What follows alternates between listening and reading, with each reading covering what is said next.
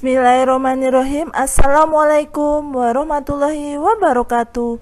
Bertemu lagi dengan channel Biru Langit 01.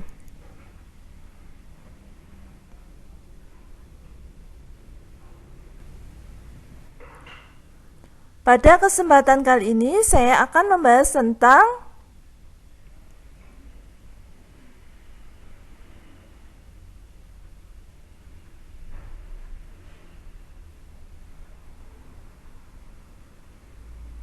klasifikasi makhluk hidup. Ini merupakan part yang ke-9 lanjutan dari part pertama sampai 8 yang videonya saya sudah upload. Sebelum saya melanjutkan membahas materinya, jangan lupa untuk di-subscribe, di-like, di-share, dan dinyalakan loncengnya supaya adik-adik tidak ketinggalan video terbaru dari channel ini.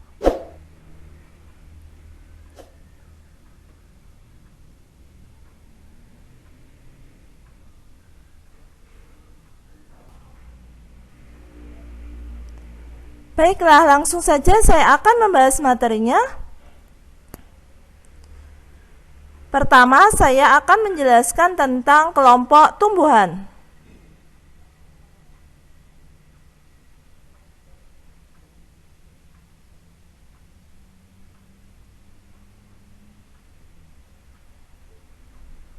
Berdasarkan klasifikasi 5 kingdom, makhluk hidup dibagi ke dalam kelompok animalia atau hewan, plantae atau tumbuhan, fungi atau jamur, protista, dan monera.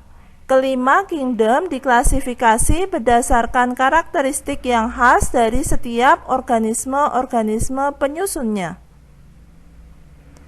Kingdom plantae atau tumbuhan dibagi ke dalam beberapa divisio, yaitu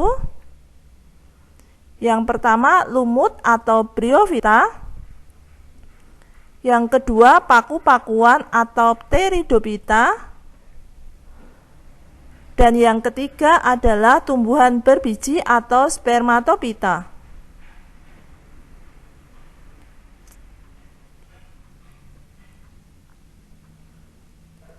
Masih tentang kelompok tumbuhan.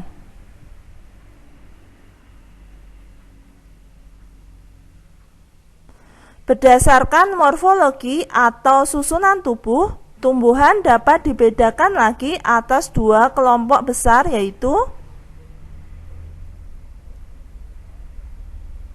yang pertama, tumbuhan tidak berpembuluh atau talophyta, meliputi lumut atau bryophyta.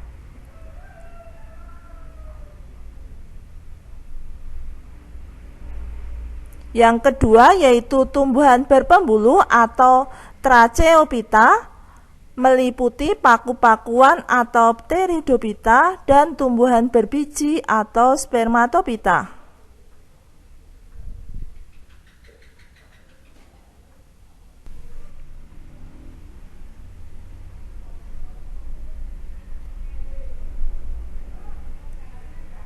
Berikut saya sajikan gambar skema pengelompokan tumbuhan.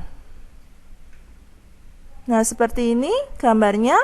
Kerajaan tumbuhan terbagi menjadi 3. Yang pertama yaitu bryophyta atau lumut, yang meliputi lumut hati, lumut daun, dan lumut tanduk. Di bawah itu saya buatkan contoh gambar dari lumut daun. Lalu yang kelompok yang kedua yaitu pteridophyta atau paku-pakuan, meliputi paku purba, paku kawat, paku ekor kuda, dan paku sejati. Di bawah itu ada gambar paku tiang atau paku sejati.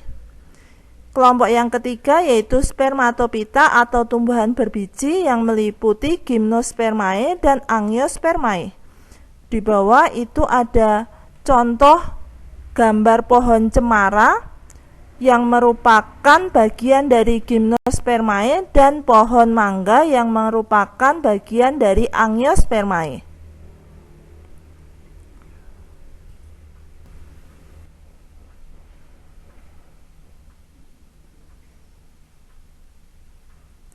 Kita akan bahas yang tumbuhan tidak berpembuluh.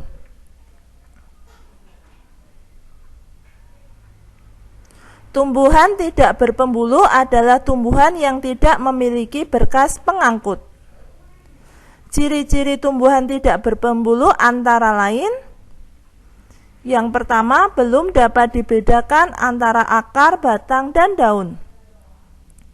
Yang kedua, memiliki struktur yang menyerupai akar disebut rizoid. Ketiga, berspora dan berklorofil. Contoh tumbuhan tidak berpembuluh yaitu tumbuhan lumut.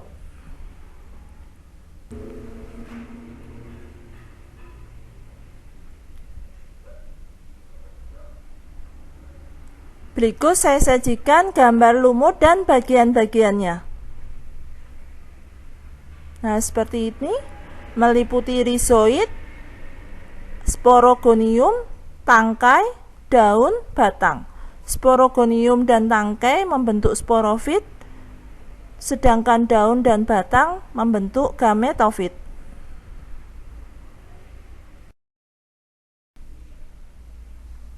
Demikian pembahasan dari saya. Semoga bermanfaat. Oh ya, seperti biasa di akhir video saya akan bagikan satu kutipan ayat suci Al-Quran sebagai bentuk dakwah saya sebagai seorang muslim.